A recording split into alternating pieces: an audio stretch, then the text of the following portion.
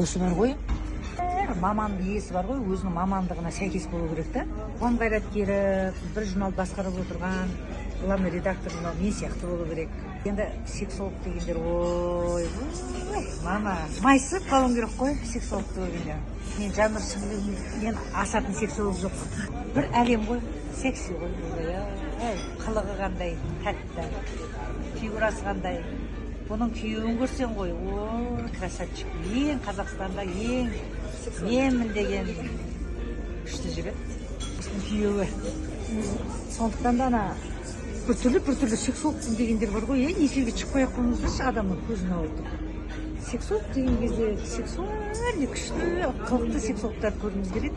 Өйткені әркім өзінің мамандығына сәйкес имиджін ұстау керек та.